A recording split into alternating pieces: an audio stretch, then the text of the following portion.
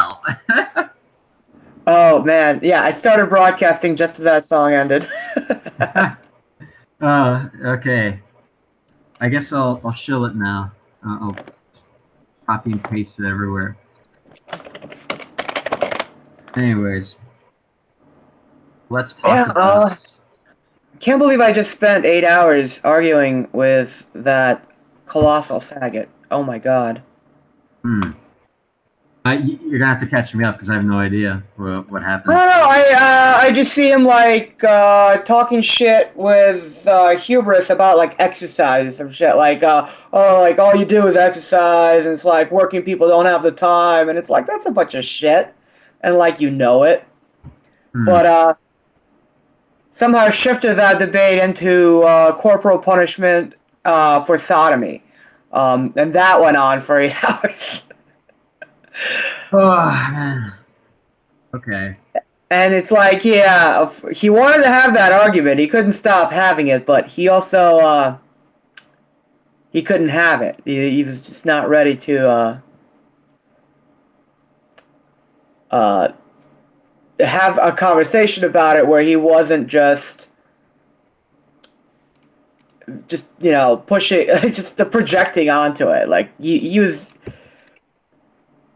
mentioning people like, yeah, you're just copying your arguments from like this dude I've never heard of. I can't even remember his name now. Like 20 minutes later, so it's Hmm. like. Let's see. Oh my! Look at this guy, Malachite Tiger, and he has a Yeah, his. yeah, he's a furry. He's a gay furry. So it's like, uh, like I'm like the fact that I'm even talking to you. That's like a level of condescension. Like I honestly should just block you. Like a gay furry. Like what am I gonna get from this? I'm worried if I like even like a something posted by a furry. Even if it's a good point, it's like it's a furry. it's a I don't know. furry though, yeah. It's like people complain about anime avatars, but like anime avatars are basically wholesome,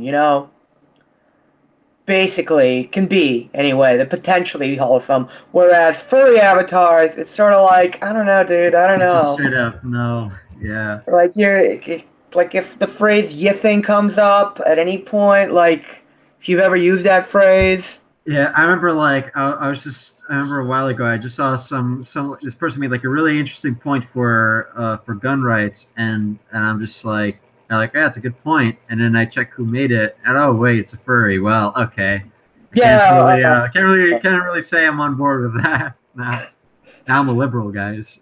I draw the line in anime, and like Simpsons avatars and Family Guy avatars, like that's a no go. That's even worse. Hmm. As It far could as the hierarchy of just terrible avatars. maybe it's ironic or something. I don't know. I just think whenever I see like But sometimes it's okay, it's like old man yells at cloud and you just a terrible boomer account. because when I see like Family Guy characters, I just like I can't help but to laugh to myself a little bit. Like that looks so stupid. You know what I That's what I mean? mean. Yeah. It's so like it's beyond tacky. I don't know what the word for it would be. Mhm. Anime avatars, it's like if it's something like you know like Fist of the North Star or something like maybe it doesn't have to be like as crazy as that, but if it's like a little girl, I'm like, I don't know, man. Yeah, I You know mean, what I mean? yeah, for the most part. That's If a it's pretty like good tell. Like if it's a dude, you know, uh, it's fine. if it's from like something classic, then yeah, sure, whatever. you know, uh, if it's like Goku, you don't have to listen to that person. Like a Goku avatar, He's probably you can just black. kind of like forget it. Like yeah, it's probably like a 12-year-old. Like you just assume, Oh like that's a yeah. person who can't like legally drink yet, or like a Naruto. You don't talk shit on Goku. He's epic.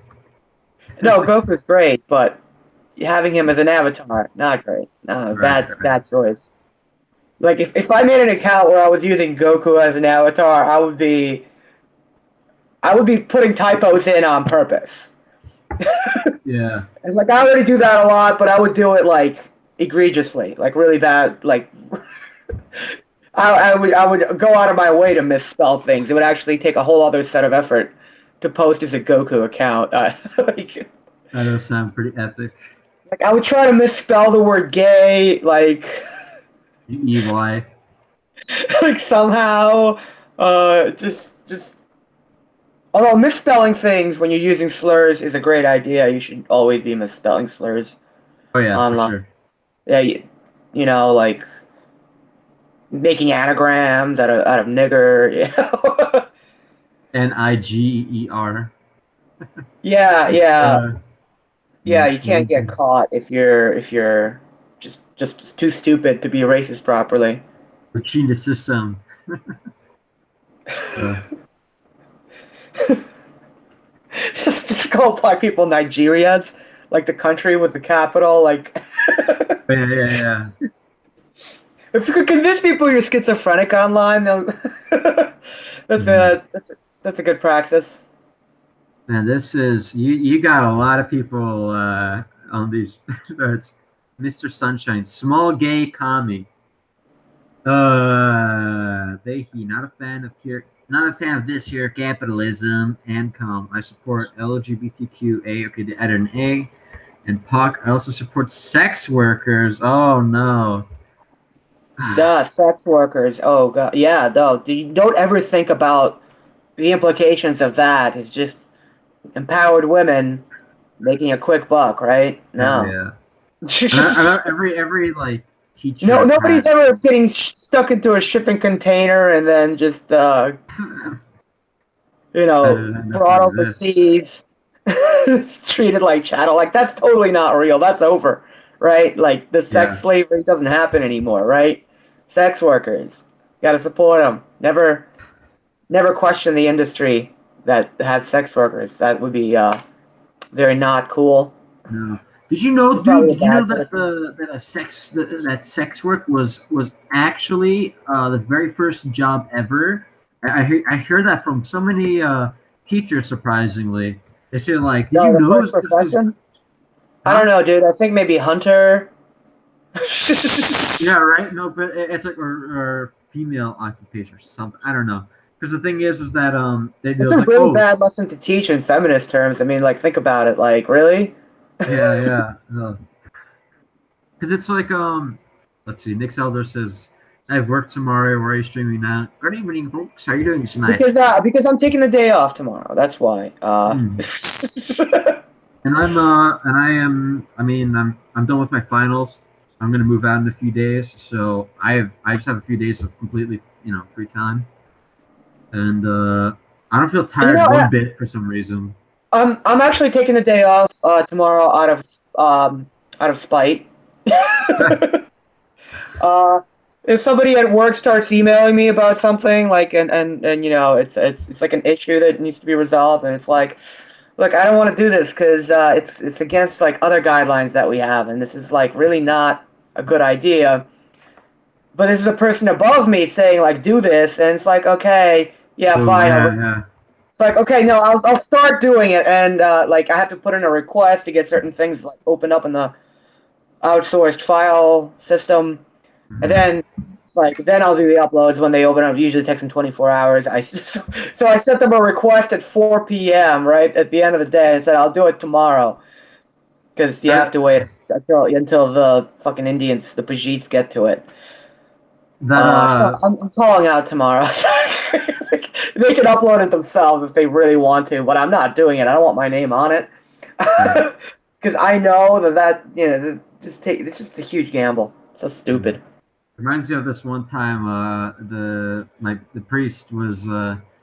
I was just. It was just coffee hour, and I was just. He was just rambling on. I was just listening.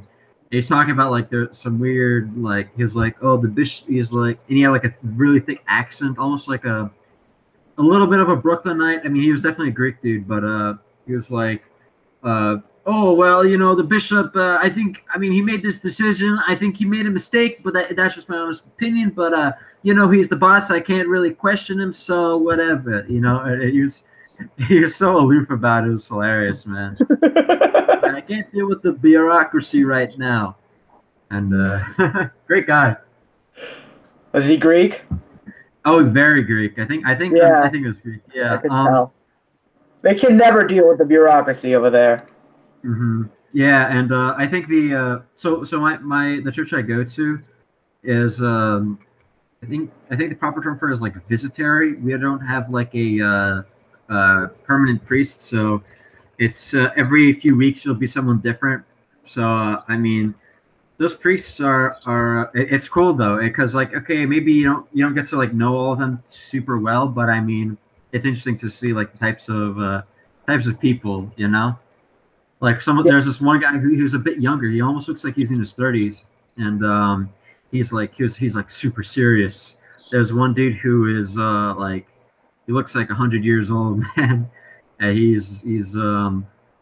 and despite him looking like very like he's sort of at the end of the line, he says he still has like this really like like booming voice. I guess part of it is because of the acoustics in the church, but it's just cool, man. I like seeing. I like that it's a visitary. Service charges are legit and all that, so it's all cool. Let's see. Nick says, "What do you do for a living, Ivan?" I Oof. work at a law firm.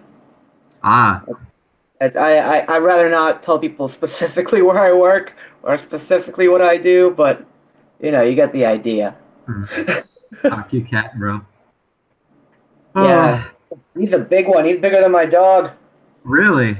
Yeah, he looks Yeah, big. he's pretty old too. I think the only time I get to hang out with cats is when I go to Serbia, and I go to my grandparents' home, and they have like a large home with a huge garden. And now there's always a cat who sort of a local cat who hangs out there. And so it's like every year, it feels like every year is a different cat. Yeah, it's weird. I have seen some repeat customers, and to varying degrees of friendliness. Some are just total like if you pet them once they'll just melt, you know. And then there's others who are totally ungrateful bastard, and all they do is they meow at you for food. And I'm like, you don't. What have you done to earn food? What have you done for me lately? Yeah, exactly. What am I getting out of this? Oh man, but yeah, cats are sweet animals. Yeah, mine are really friendly. They're always really Hmm. nice, except for rodents. Oh yeah, of course. But Um, yeah, you can't reliably make a cat kill a mouse. Like I've seen mice around my house. I'm mhm, like, I'll bring in the cat, and the cat's just like, "What do you want me to do?" right. Like, it's like, like kill it. Like, what do you eat it? I don't care. My mom told me that her cat would her old cat from way back when would do that. She would bring him like dead birds and dead mice, and my mom would have to like pretend to eat it in order for the cat to leave her alone and stop pestering her. Like she literally had to like put it near her mouth, and it was just oh man, Ugh. yeah. No, these guys they only do it when they feel like it. It's I guess it's kind of a sport to them. Yeah, seriously, no, they don't even kill them. They don't like. There was a rabbit. This cat fucked up. It died later, but didn't kill it. Oh yeah. One time when I was in Serbia, I was visiting some relative. And they told me a story like a few days ago, this one cat got into a fight with a fox of all things, Oh and yeah, they're hunting the same animals, man. yeah, and it ended up pretty nasty. I remember they said the fight was broken up when a neighbor shot a gun into the air. Uh, Yeah, and I saw that cat. It's a pretty friendly cat, but it is missing like a patch of skin on its face, and also had like some scratches on its back leg, and because of that, it was limping. But uh, family they just kept feeding it, and next thing you know, I come back next year perfectly fine, like nothing ever happened. Oh Yeah, that's crazy. They just sort of shake these things off, man, like it's nothing. And it was yeah, limping my cat bad gets too. Like, injured all the time. This is the yeah. one. This is the one. His mom never gets injured at all. Hmm. But this one, he's been to the vet twice this year. Yeah. He's limping around actually. Yeah. When I saw He's that always cat, I thought fighting I was other like, animals. I saw the cat. I thought it was like, oh, he's done. Like I thought he was gonna die, but no. Yeah, I think a fox could take a cat easy. Like, Oh yeah, we they're got lucky bigger. there. One of those lives, man. Yeah, that was one of them. You only get Yeah, 9. I never understood that. What does that? What does that exactly mean? That cats have 9 lives? They just survive, dude. They fall off of places. They You throw them outside, they come back. Hmm. I remember. Oh yeah, wait. That also that reminded me of some other another cat related story. Yeah. So same place back in Serbia, grandparents' home. Um, the cat was one I actually got kind of close to. Got very friendly, sat on my lap and all that, jumped all over me. And this cat, it how it died of all things, it got hit by a car, and it's because where my grandparents live on the road, there's sort of a it's sort of like a curve, so you can't actually see cars that are coming from far away. And there are a bunch of assholes who just slam on the pedal, and they can't see what's ahead of them. So the cat got hit, and I didn't really see any of that because I don't think I was there at that when it happened. But what my grandma said is that the cat got hit, and and what it did was it walked back to the backyard. It jumped over the fence, and the fence is like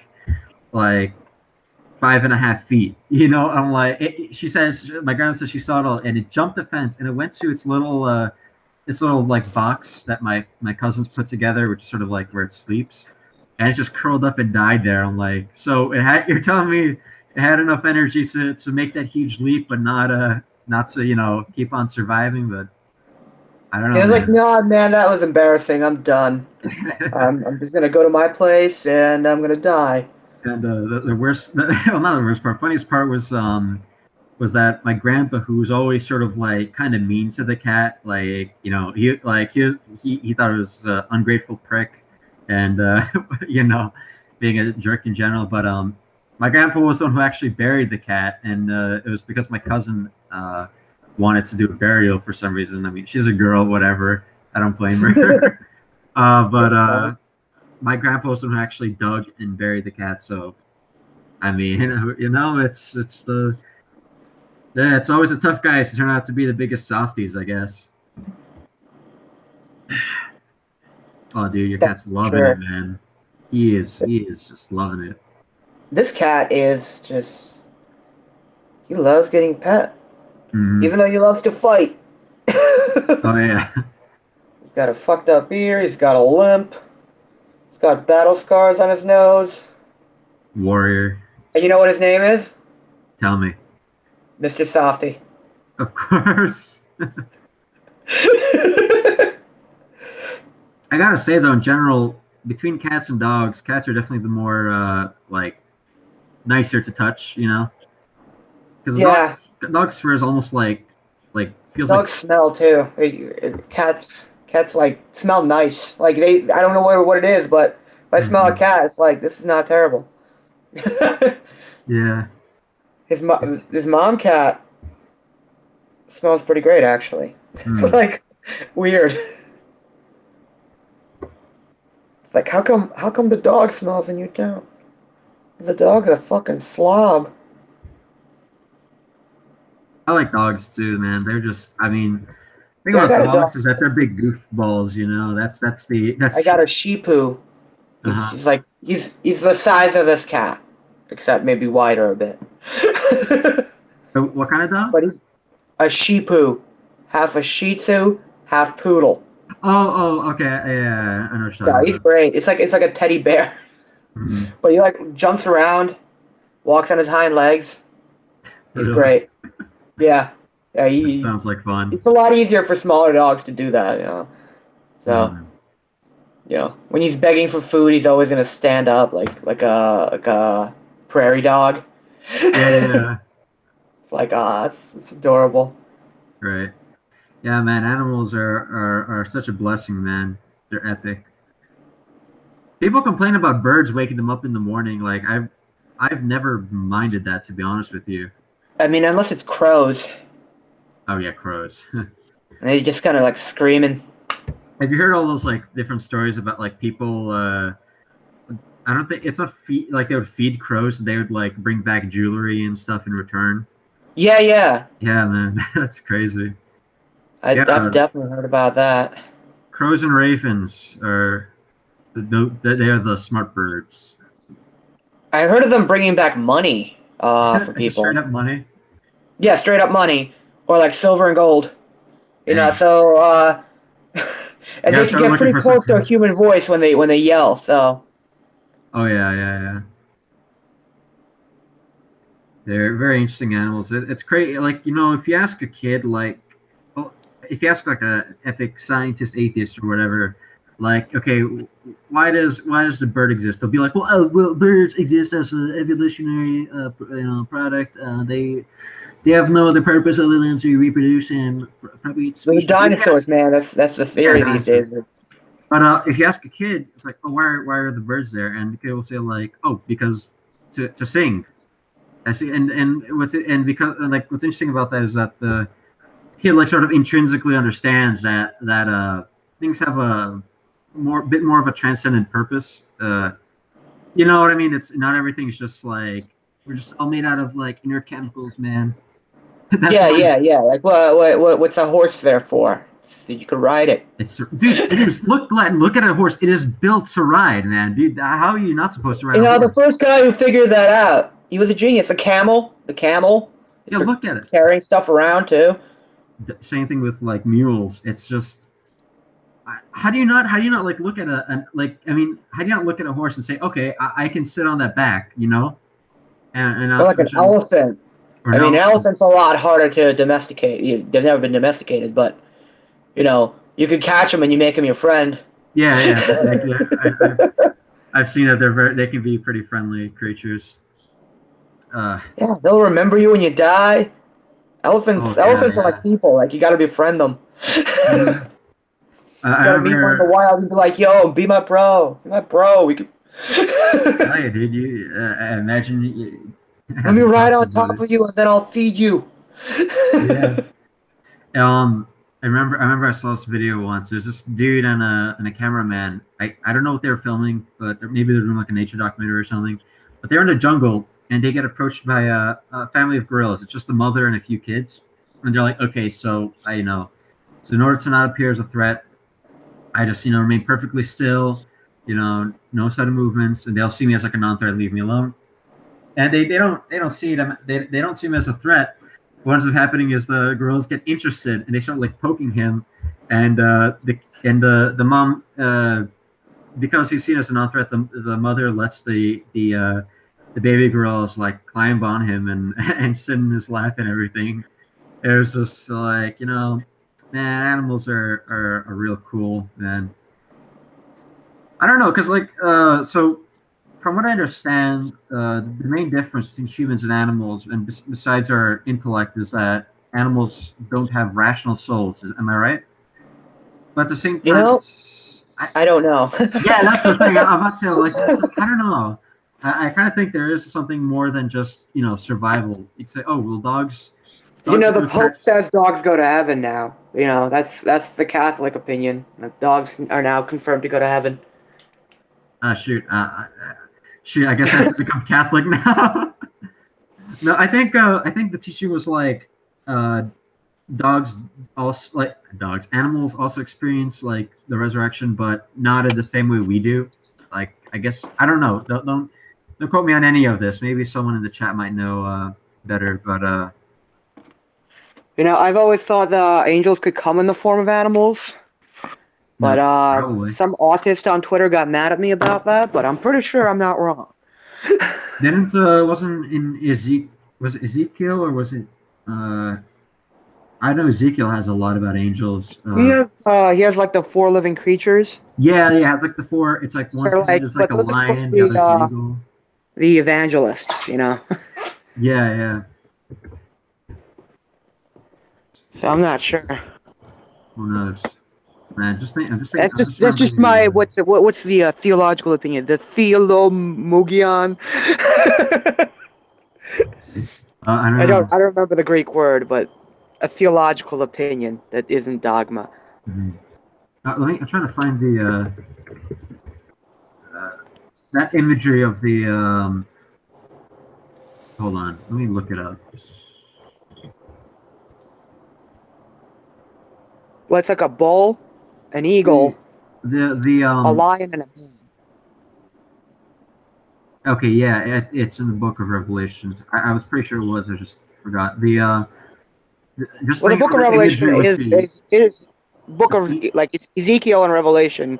That's Oh, the same that's thing. Doing both. yeah, no, because I'm remembering like in Revelations, there's the angel who has his eyes are on fire, and there's a sword coming out of his mouth, just like thinking like, dude, that is so metal. That's awesome, dude. I think the Trinity they're pretty. We have an awesome God. We have some sick aesthetics, bro. Well, the real book. I mean, not the real book. It's not canonical, but the Book of Enoch is really interesting. Oh yeah, I mean, the Ethiopians consider it canonical, and they is did that why find we're in Slavonic schism? copies of it. What's that? Is that why they're in schism with us? Is I think no, something else. I I believe. mean, they're like the Armenians, non-Chalcedonian. I Oh don't right. really Uh-huh. remember. Yeah, They're they're they're pretty different, but you know. yeah, I got you. Um,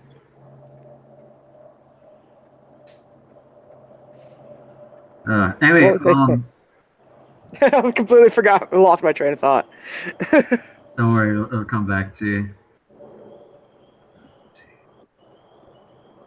But yeah, so you want to talk about Angels like, or is that not what you? Yeah, yeah. No, we can talk about it. Okay. Yeah, totally. Because I don't want to go off like off topic with the stream, even though we've Yeah, no. What'd you think kind of about it? Yeah, I was talking about the Book of Enoch. That's what it was. That's why I got the Ethiopians because it's canonical for them. right, It's right. not. It's not for most of us. But they other copies that weren't Ethiopian they found were Slavonic. So, Hmm. which means at some point the Orthodox were looking at the Book of Enoch, whether it was canonical or not. They were reading it. Yeah. Really interesting book on the topic of angels and like especially specifically the Nephilim and the fallen angels because they're like there's fallen angels that created hell and Satan and all that, but then Right. there's a separate in Enoch. There's a separate group of angels who disobey God to like get laid with human women. like, That's, and they and created then the and then in that giants. The Nephilim. Enoch goes to heaven and then he like has a tour of heaven. Yeah. And he There, meets all these angels and he meets Jesus in like the city. It's so you could tell it's a post uh it's not an Old Testament book. It's even though it's from that like era in terms of the narrative. But yeah, Angel's Egg. uh, uh, uh, give me a sec. My roommate's messaging me. He moved out like yesterday. Oh yeah. So it's just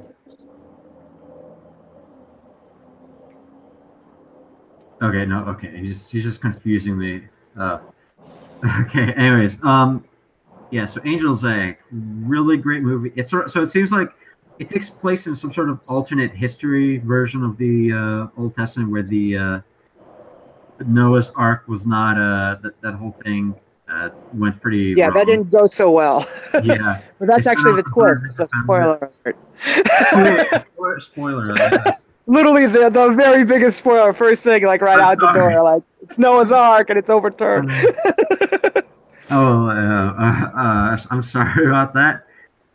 I guess That's you could fine. put like spoiler alert in the We're gonna need description or to put a something. spoiler tag on that. Yeah. That's the first thing. But anyway, But yeah, man, I really enjoyed it. I guess if you ask me like what it was about, I would say it's a story of a saint and how that saint was canonized, and that saint would be in my how I see it is like this little girl is the like a future saint, and she's sort of given these tasks, which like to carry water and to I believe protect the egg. Um, yeah, yeah, she has that egg that she always carries around. right. It's weird because I thought like she keeps the egg under her dress and she sort of looks running like is this like the Holy Virgin imagery or something? But it turns out that's not maybe that's not the case. I I didn't mean, maybe really. there's definitely like a parallel there, but it's not like I don't think that was the 'cause the way it point of turns the out is movie. not good. Right, right. Well, Yeah, I it's think. not. It's like if everything failed, if Mhm. nothing went right. Well, here's the thing. I think I don't even know the names of these characters. That's a little dialogue there is, but There's it's only basically. two like that. Yeah, I Yeah, know. there's only two characters. Yeah, the other guy, the guy who's following her around, I definitely think he's sort of a Christ figure, and it's not the fact that he's literally carrying a cross or that he has one of his hands have like a bandage around it. That could be just a design thing. Because I think if they really want to go for more explicit Christ symbolism, it would be both hands would be bandaged up. But He could. I mean, yeah, he's like an angel, because the also. thing is, or maybe an angel. Yeah, because well, the reason I was thinking he was some sort of heavenly or had some sort of divine aspect to him is because the thing is that early in the movie, the girl loses the egg and he picks it up and brings it back to her. But the thing is, later, it's only later in the movie he decides to actually destroy it. When it's like, so you think, why did he destroy it now when he had a chance earlier? What did he learn? Look what he realized, and he didn't really learn anything about the egg, but it's almost like he was like, okay, so her task is completed, and she can, she doesn't have to worry about this anymore. So he breaks the egg, then the girl dies, and her. Okay, the part I don't understand is the part where she sees her a reflection of herself that's sort of more mature and grown up. I Hmm. believe the when we see the eggs come out of her and float to the surface, I think that's sort of in a way sort of her reward. She was like carrying this egg the whole time, and that's sort of her. She's like, okay, now you're rewarded with like 100-fold, like given all these eggs, have fun, lol. But the real thing that made me think that she is supposed to be like sort of a saint is when her statue or a statue of her appears on the that huge eye, and I believe the eye is supposed to maybe represent either heaven or the Father, I guess. Yeah, or God. Yeah, it's kind Right. of I definitely it's a think really strange vaporwave world. Like, it looks great, man. I mean, I don't know why people say the animation sucked. It looked fine to me. I mean, here's the thing: like in it's just old. most, I It's get, just old. yeah. I mean, it's very detailed. I loved how they drew the girl's hair. It was very like stringy, It's like, oh, that's great. It's not like doesn't look like a Yeah, wig. it definitely comes across like yeah, Hmm. definitely sets the mood anyway. Her hair is very unique. Yeah, the thing I like how the art style sort of like in anime in general, the artwork is like very sort of clean and super angular and precise, and all of the lines are there and everything connects and all that stuff. It sort of looks very complete. Here, there's a little bit of uh, I don't want to say incompletion, but there's some sort of visual gaps left, and that's not because I think it was intentional because like I noticed that my mind was sort of like filling in the gaps, if that makes any sense. It's like not all the lines are connected or maybe there, but my brain sort of subconsciously like, okay, it knows that it should be there. I think that kind of added for me to the surrealist kind of side of the film. You know, It's very gritty, like looking. Like not a lot of bright colors, except for in the except for the beginning and at the end. and the characters, I guess, because Yeah, that white the hair two of like them. glows like crazy. But like the other figures that you see are just black. They're just like Yeah, shadows. the oh yeah, The fish the people. fisherman. That's right. That was an awesome scene, man. I love that fisherman scene, and I started thinking, Where they're okay, yeah, where they're just shooting at shadow fish, shadow whales. yeah. At first, I thought it was like, is this referring to like Christ saying that we are like fishers of men, fishermen? I don't know, maybe, but maybe it was like a metaphor for because I know that I looked a little bit into the history of it, and the guy who's making it was sort of having a falling out with his faith during the time when he was making that movie. So I'm guessing sort of kind of was a metaphor for blind faith, as in they're kind of like chasing something that, I mean, chasing shadows, chasing something that isn't there, like yeah, a which false is like vision. it's like, okay, gay atheists, bye bye. But I don't It's like is it the fish that you're chasing, or like maybe the egg is like Maybe You it's know, like the also. spirit. Like I'm thinking that's the tradition that she's carrying on. Like it's like these guys have lost sight of it, and so perhaps. they're like going after shadows. I was thinking maybe the fish are like the reason these men are fishing is maybe they were like all like the two characters they were both given tasks and they both say that they don't know or remember why they're doing it or who gave the task to them. But so maybe it's the same case with the fishermen. They're told to try and hunt these fish, and maybe that's sort of like you know and being like maybe they're also chasing the idea of being memorialized on the big eyeball.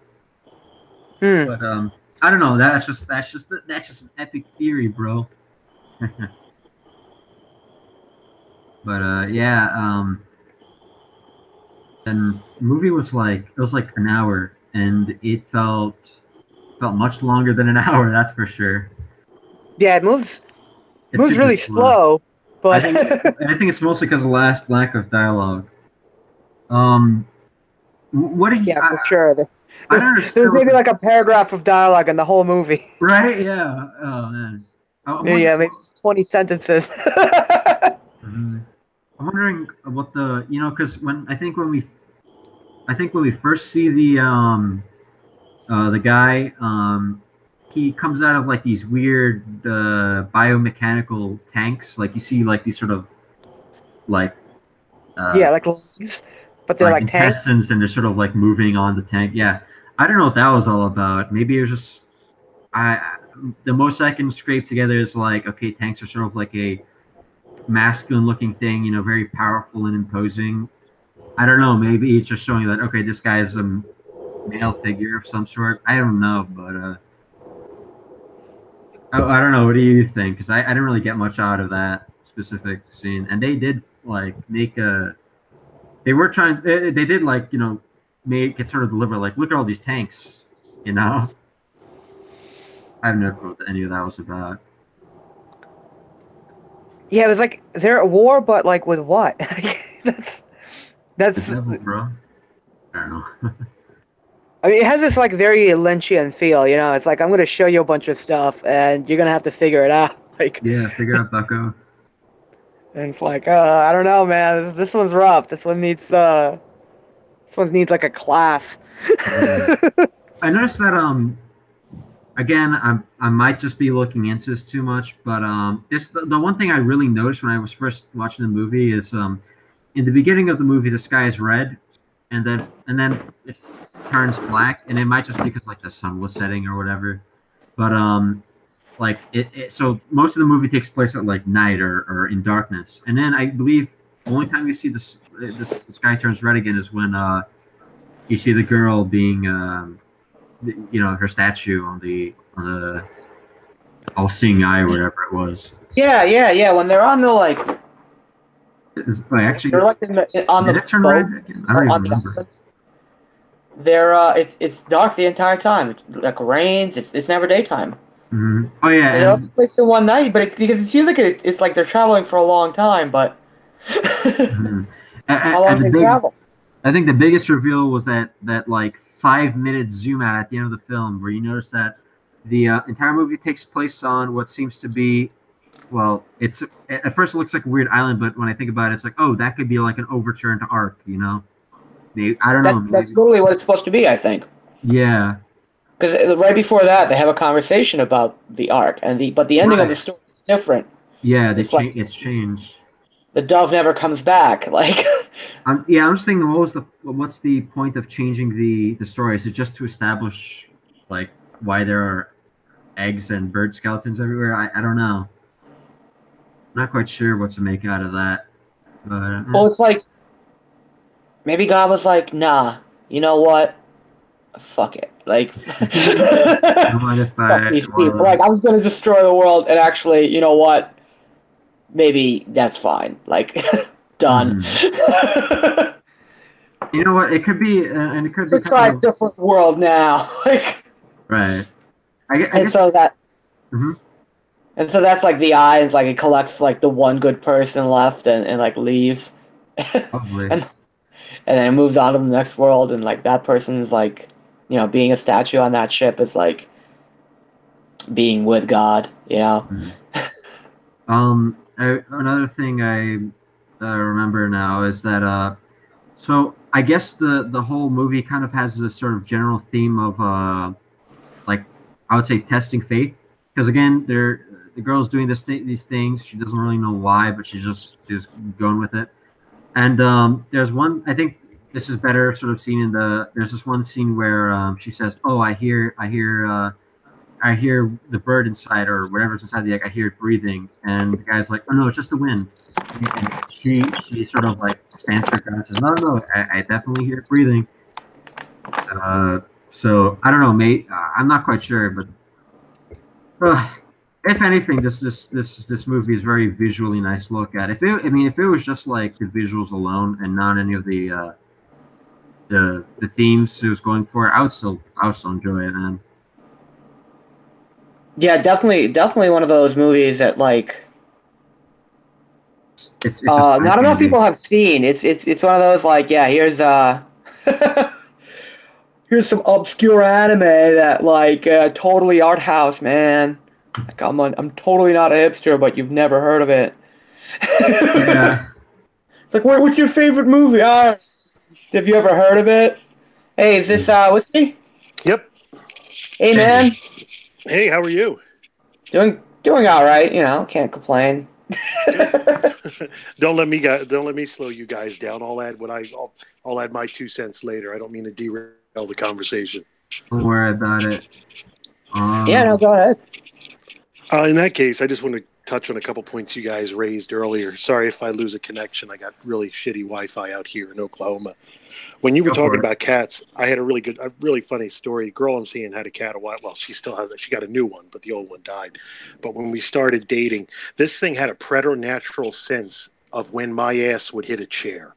I don't know how it knew it, but this thing could be in like 3 rooms away from me, and I would sit down, and not 4 seconds later, she would be on my lap, and I just couldn't figure out how she could sense my repositioning. It was Man, just it's those whiskers. They feel the vibration. It must. It must be. People with like blind cats, that they can get around pretty well. Yeah, it wouldn't shock me. I was just in awe because I never grew up with cats. I was from a dog kind of family. My dad was always, a boy needs a dog. So nobody in my family had cats, but that really just knocked me out of my chair when I saw that, because this thing, it wasn't just once or twice, it was all the time. And another point I wanted to raise while I got you guys' attention, you guys mentioned elephants and riding elephants and how tough they are to domesticate now that they have. I don't know if you guys know this, but are you aware that they actually have funerary rituals? Elephants they discovered they have funeral rituals. No way. I know they're born, but I didn't know they had funerals. They do. They absolutely do. This is not bullshit. You like, can look it up. What it is it's something like when they die, they actually, the whole, what is it? Pack. I'm sorry, I don't know the technical term for herd of elephants, but herd of elephants, I guess. Okay, fine, we'll go with that. But they actually trample the remains of the other elephant in a certain order. It's just really fascinating to see. A lot of these animals are far more complicated than we first believed, and I think that we ever really took the time to figure out. And I find learning these things to be fascinating because I very much take seriously the command by God that we are stewards of the earth. I'm not an eco nut. I mean, I believe it's ours to do with as we will, but I think we all have to be responsible about it. Does that make sense to you guys? Yeah, I know. Yeah, man. We have but Deep Ecology is in right now. I mean, I'm not tree hugging hippie, but I mean, I do believe we have a certain responsibility as stewards of the earth and as stewards of animals. I really do. I sincerely do. I mean, I can't get behind the whole, we have pets instead of kids. Obviously, if there's biological reasons you can't reproduce, I can kind of get around that. But, fur babies and all that kind of bullshit. So, I'm not down with that. What's that? What's that? No pit mommies allowed, man. Yeah, no. I'm not, those girls, you don't want none of that. Listen to this. Upon seeing the bones or carcass of another elephant, the family will stop and investigate them. Even if the elephant was unrelated to the group, the ritual includes touching the bones gently with their chunks while remaining very quiet, covering the body with leaves and grass, and if the elephant belonged to their own, staying with the body for days or weeks at a time. Elephant researcher blah, blah, blah, had this story to tell. The entire family of a dead matriarch, including her young calf, were all gently touching her body with chunks trying to lift her. The elephant herder were all rumbling loudly. The calf was observed to be weeping and made sounds that sounded like a scream. But then the entire herd fell incredibly silent. They then began to throw leaves and dirt over the body and broke off tree branches to cover her. They spent the next 2 days standing quietly over her body. They sometimes had to leave to get water or food, but they would always return. That is, it's a literal burial. Wow. Yeah, I knew I was a little incorrect in my description of it, but the thrust of my point was true. Yeah. Wow. It's really fascinating. And one of you guys mentioned birds as well. One thing I really do appreciate about them, I'm a very nocturnal person, so I guess I notice it. But I'm a big fan of sitting out by the fire, and if you got enough land, and just listening to the owls communicate back and forth. If you're in the woods, you can hear them going back and forth, and it's just really beautiful. Yeah, just really beautiful. I think there's something we lost in with the Industrial Revolution that I think is very precious, and I think modernity is symptomatic of that. We think one of the things about seeing the stars and being around animals is understanding our place in the structure. Again, I'm not relinquishing the idea that we're at the top of the food chain and that we're God's stewards, but you still understand your responsibilities, and you understand that you're not the biggest thing on the planet. You may be in charge of it per se under God, but you get what I'm trying to say is that. Yeah. Well, I mean, think about this: like, how many people have actually seen what the sky looks like at night? Yeah. Oh, Ivan, it's funny you say. I'm sorry, guys. I apologize. I keep cutting you off. Don't worry about it. But it's funny you say that, Ivan, because I remember, God's honest truth, strike me dead if I'm lying. I remember when I lived in Philadelphia for 4 years in a ghetto, I couldn't see the moon. No. Wow. And there was so much light pollution. I just couldn't. Yeah, and it's. I mean, it's bad. Like, I don't even live in a city, and like all the suburbs around me make still too much light at night. Yeah. Like, just Newburgh and like the bridge make too much light. The airport makes too much light. Even though I'm on a mountain and the town is like 50,000 people, within like within like 12 miles, it's like, it sucks. You have to really drive out into the country. Right. That's one of the reasons I'm really like out west. Yeah, it's exactly one of the reasons I moved out here to Oklahoma was for exactly that. I mean, there were other reasons too, but a big reason was just to be in a more rural area. Yeah, it's just, I mean, and I live, well, I'm not there right now, but I live like not too far away from Manhattan, and I mean, sure, light pollution is pretty bad.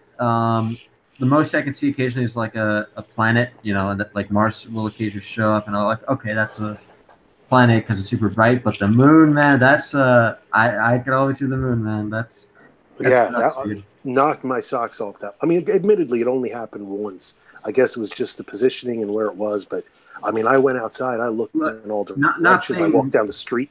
Yeah, it was unbelievable. Not seeing a moon is still not seeing a moon, even though maybe it's hiding, but. Yeah, I realize my T-shirt is giving sort of doxing me, but what are you gonna do? You're gonna get me kicked out of university. I'm gonna leave anyways. Wow, good job. Thanks, dude. Well, nobody's gonna. I don't think anyone's gonna. Yeah, I don't think that's gonna. We got like 5 people watching the stream. Like, it's like, who's gonna dox you? Nobody's watching Orcbrand's YouTube channel. Maybe not now, but someday. Ivan, did you ever look into what I was telling you when you were going on about RoboCop and the Christian corollaries? Yeah. That's totally true. I owned a copy. Sadly, in my escape from Philadelphia, where I just fled my house with nothing more than a duffel bag. I had a copy of the Criterion Collection. He literally says that. Verhoeven says it. And he talks about the walking on water was an intentional symbolism because he was big at the time he directed that. It was him and Neumeyer. I can't remember. Edward Neumeyer was the screenwriter. Oh, I'm a huge RoboCop fan. I'm a big RoboCop is one of the greatest movies. Really is of this era. I would say the fact that they I would put it up there with Tarkovsky and Kubrick, like all of those guys. Like that movie really captured a lot about the world. It really did. And I mean, you guys are young. Yeah, RoboCop, man. Like it sounds stupid and all, but no, this movie is something else. Like, it really is. But just to go back to what I was saying, but Verhoeven was really big into the historical Jesus at the time. Like he was really big into that. That was at his point in his life. Because I don't know if you know this, he grew up in occupied Netherlands when the Nazis were occupying. Yeah, he was. He was real young. He was Dutch. like 6. Yeah, exactly. He was real young, like 6 or 9 years. No, he wasn't even in double digits. I know that, but that really affected him. The bombs and the occupation. But he got big into the historical Jesus at one point in his life, and it just so happened to coincide with Neumeyer's script of RoboCop. So he put a lot of Christian allegory. It's so evident. Jesus allegory, yeah, it really is, and it's just. And I thought you made a great point that he didn't actually say this part, but where you talked about he's there to judge the world. It's like holy shit, yeah, that's exactly it. And I would guarantee that if I go back and listen to the director's commentary, I would be willing to bet he does say that somewhere too. Because I mean, I was just watching it with friends, and I've had friends over. We were drinking and hanging out. What would you think of my point about his 3 prime directives? Yeah, I thought that was it was eerily accurate because Ed Neumeyer is a blast. He's one of the guys I'd really like to meet. Just at least in the commentary, he really struck me as a down to earth kind of guy, like not a real pretentious Hollywood prick. And he was funny because the whole opening, where the Ed 209 blows the shit out of the guy. You know what I'm talking about, right? Yeah. 30 seconds. Well, the whole reason he wrote that scene was he used to go to these executive meetings in Hollywood, and he would just pray that a giant robot would come in and kill them. You can listen to the commentary. It's totally true. So, RoboCop, the opening scenes to RoboCop. So yeah, I mean, you could go Criterion Collection. If anybody out there, if all 5 people listening think I'm full of shit, go buy the Criterion Collection on DVD and listen to the director's commentary. It's all there. It's Verhoeven and Neumeyer are the commentaries you want to listen to because they're fantastic. And just Neumeyer has so much great stuff to say. He talks about the whole where the "I'd buy that for $1" comes from, because he said he just really wanted to come up with a catchphrase. He was jealous of everybody that got a catchphrase out there and made it popular. So he just said, "I'd buy that for $1." And then he was ecstatic when he was going to some meeting again, and he had to take the elevator, and some guy ran to the elevator and just made it, and he goes, "Oh, I'd buy that." And Neumeyer went, "Oh my gosh, I finally arrived." That's exactly. I was hoping somebody would use my catchphrase. Nice. So yeah, just really, really great commentary. But yeah, your the prime directives was a really great point, and I wouldn't be surprised at all if Verhoeven didn't get a nod to that. Let me read them. Like, serve the public trust, protect the innocent, and uphold the law. Right. So keep your word, protect the widows and the orphans. Yep. And uphold the law. Those are literally the 3 things that God does, right? So, like, yes. And then the 4th law, the 4th directive, never oppose an OCP officer, right? Yeah. That's a commentary on the Pharisees who tried to build a hedge around the law, and like they made themselves into the law. Like, good. Rather than uphold God's law, that they made their own laws, and they expected total compliance from every one of those laws. Regardless whether it was upholding the law, whether in the spirit of the law, whether it was for the benefit of orphans and widows and strangers and such, and whether it actually served the public trust, that is, people trusted their word. And I mean, this is a corrupt institution. So like, the 3 prime directives represent like the actual spirit of God's laws. and God's judgment, whereas the fourth represents the bureaucratic entanglement. Yeah, intrusion. Intrusion. And addition and the hedge. And it's the rebellion against those that fourth directive that ends up in getting RoboCop, destroyed. I'm trying to think. I mean, I'm trying to. It's a rabbinical term where they literally do like put a wire around a certain amount of geography in the Jewish community that you're allowed to move around on certain days. Oh, the Sabbath mile? Yeah, is that what it is? Sabbath day's journey? Yeah, is that what it is? I mean, I dated a girl that was from Lakewood. That's a really heavily Jewish area. So yeah, I don't know the Jewish term, but it's in the Bible. It's like the amount of the specific amount that you're allowed to travel. Yeah, and that kind of reminds me. You saying it that way kind of reminds me of that. Almost like it's sort of only it's their version of it. It's this is what we say you can do. So it's in a way it's sort of like that to me at any rate. That's my take on it. But yeah, I agree. I think it's a really, and I mean, you guys are younger than me. I mean, I'm 45, so I saw it in the theater when I was like 17. So this is one of the first movies I ever saw. Yeah, one of the things. One of the first movies I remember seeing. That Terminator 2. Well, I think what you got to do, especially younger guys, you got to watch it and then realize none of that shit existed when we were growing up. Like, there's a scene where he puts a CD in and it starts playing a video. DVDs didn't exist. Video CDs didn't exist. Well, when I as a matter of fact, the joke was when they did it. I want to say Verhoeven or Neumeier or one of the effects guys, when they said, this is where Clarence is going to put the tape in to show the exact killing, the one guy. You know what I'm talking about when he sends Clarence in to kill the guy. Yeah. Well, somebody, either Neumeier or Verhoeven or one of the effects guys goes, nah, that's not very futuristic. Use a CD. That'll look more futuristic. And damned if it wasn't right. And the other thing that was way ahead of its time are the cop cars. Cop cars didn't look like that, guys. Cop cars look like big, boxy Ford. What the hell was the model? Yeah, I mean, you see them in like any 80s movie. Yeah. See it in the Blues Brothers? Like cop cars did not, they did not look like that. And then 10 years later, they all fucking look like that. Pardon my language. They all look like that. And it's really, when you go back and you look at just how prescient, for good or for ill, that movie was. I mean, hell, look at Detroit. They talk about how Detroit's a wasteland. Detroit is a wasteland now.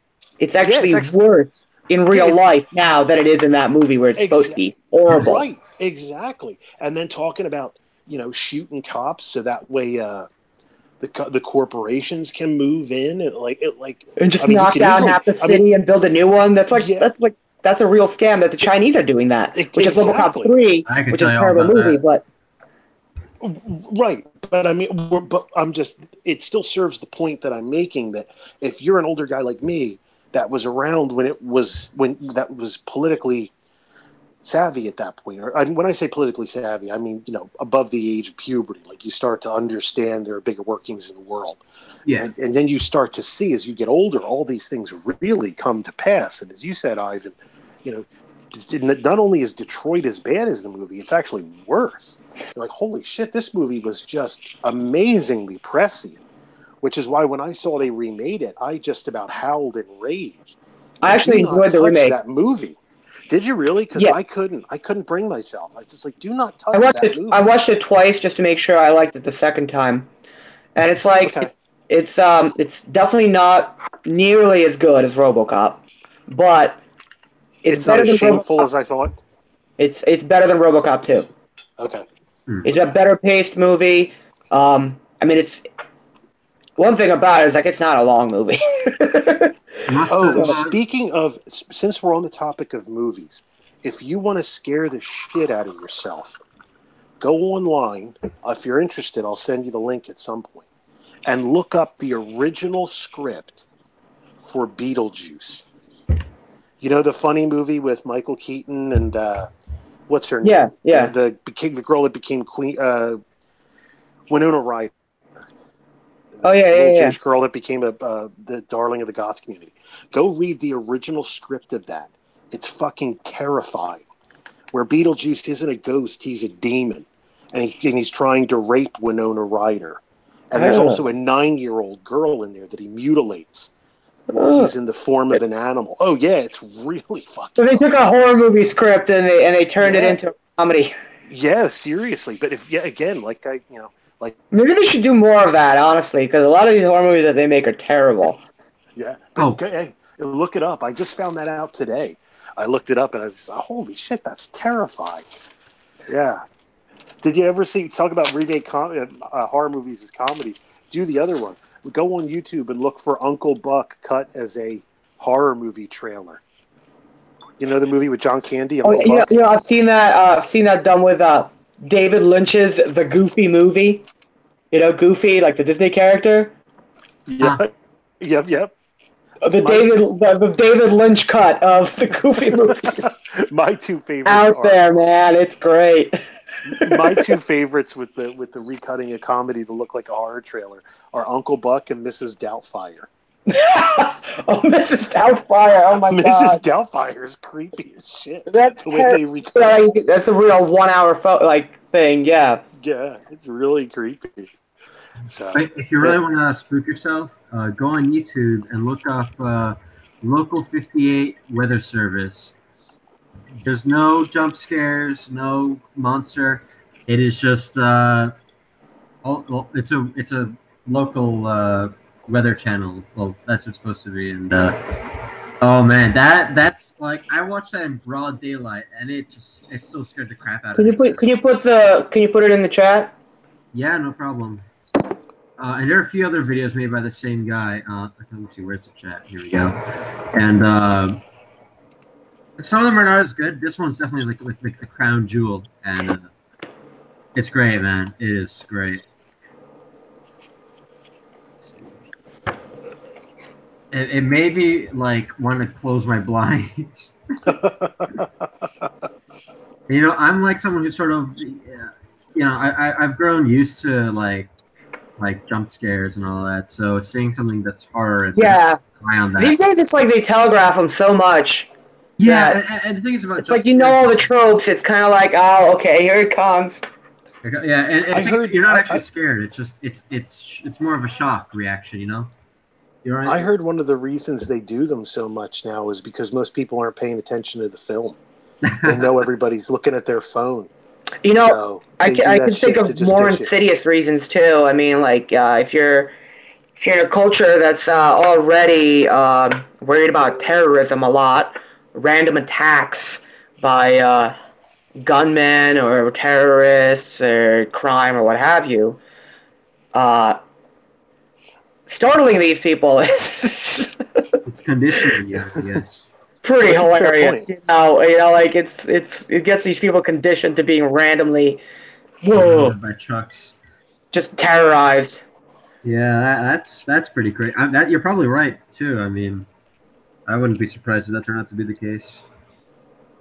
I mean, yeah. I mean, consider the things that they're like used to be like taboo to put on TV, like a lot of things. Most things that are on TV right now. I mean, I'm not exact. Yeah. Ever watch American Horror Story? Yes, I saw the first season of that. I gave up after when I tried the second season is actually really, really watchable. It's actually surprisingly good, considering how fucking retarded the first season is. See, now I'm going to disagree with you there, and I'm going to say I think you've personally, my opinion, is I think you've got it jumbled. I think the first season is okay, and the second one is just a shit show of they try to throw everything against the wall and to see what sticks. I actually do think it's the other way around. The first season, first season they didn't know what they were doing. It's pretty clear they didn't have a plot written out beforehand. Not even like a sketch. It was just like every episode they were just whatever, dude. But that's actually what made the show like so easy to watch, because it was always like the writers didn't know what was going to happen. Neither did I. And even though it was retarded, we don't know what's good. because the guys that made it didn't know it was going to happen. Yeah, exactly. I'll have to go look at it again, but with season 2, there was definitely at least an outline of where okay, I'll compromise and I'll agree that there was an outline. But my issue with season 2 was it just put everything in there from Nazi scientists to aliens to demonic possession, and I was just like, is this the fucking X-Files or is this the horror story? I can't understand. Well, the thing about that is it made sense in the context of the setting, because in an insane asylum, you're going to get a lot of cases that are like not normal. Like literally when you're taking an insane asylum as a setting, you're putting in all the not normal shit, you know. So you're going to have demon possessed people. That's an excellent point. That's a very fair point. I hadn't considered. Yeah, it's a very fair point. You're gonna have a serial killer. You're gonna have the MK Ultra like drug spiking Project Paperclip shit. So in that context, like I wasn't really annoyed with that so much. It's the thing that they kept. Season 3 was like I was just done. What was that? Was that the witches or something? That was the witches, which was atrocious. It was so. I mean, I just looked at it and figured it was just going to be one giant feminist circle jerk, so I just gave up. It was. I didn't even bother. First of all, that's exactly what it was. It was also a lot of very social justice warrior racial politics, because it takes place in New Orleans.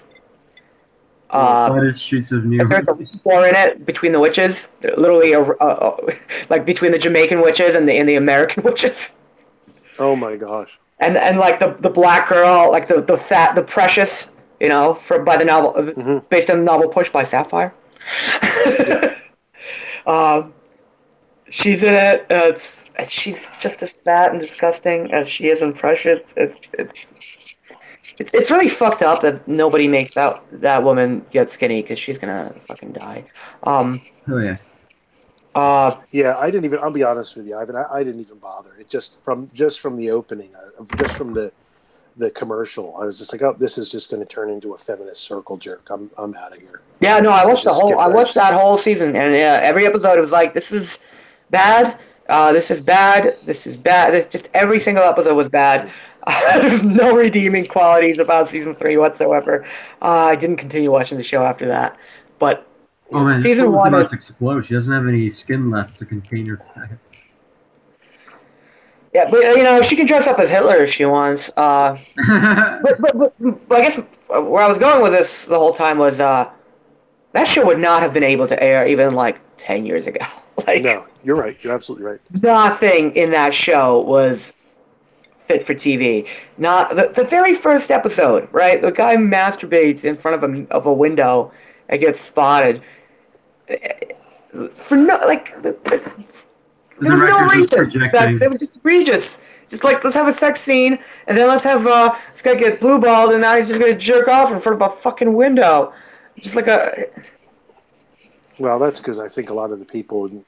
They were all gay. Like the lead producer of that show, they made Glee, for crying out loud. They're all gay. Oh jeez. So you're saying the guys making Glee trying to make a horror movie, like horror show? I mean, yeah, they did. It's. The last season, somebody was telling me. I didn't watch the latest season, but they were really playing up on the Trump versus Hillary. The final line of the show, like I watched the last. I didn't watch any other part of the show. Like I got told about it, but the last scene is like on a stage, like a very public gathering, and I guess like it's like a like a Meninist, Mgatao, anti-feminist like killer, and he's about to shoot the lady he's in like every season, like the main lady. For men's rights. Who is obviously fucking Hillary Clinton, and she ends up like getting a black woman who is actually her Confederate, like to shoot the guy in the back of the head, and she's like, "No, the only thing worse than an emasculated man is a nasty woman." Like she pulls out the fucking nasty woman line from the Oh my gosh. So like the level of pandering that the show does is like unbelievable. It could only have been like made by the gays. Oh man. Well, I just don't even see how you look yourself in the mirror and write garbage like that. I don't know. I don't care who you are. I don't know. even like. It's just so pandering. I get that you want to kind of. Don't get me wrong. I can understand some people want to stay kind of quote unquote relevant or whatever. All right, I'm willing to concede a little bit.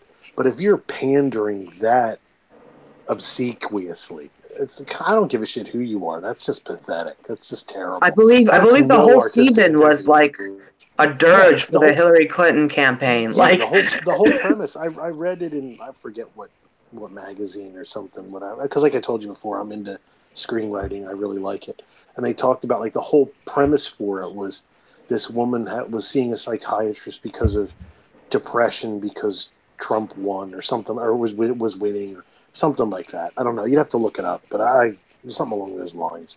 But that's what I was told about it too. It's exactly. Mm-hmm. Man, people gotta start like. Man, when is someone gonna try and tell a story on TV instead of just using it as a medium to parrot their stupid opinions? I think the one that I really got. I'm not really a big TV guy, but I managed to. My girlfriend got me into Penny Dreadful.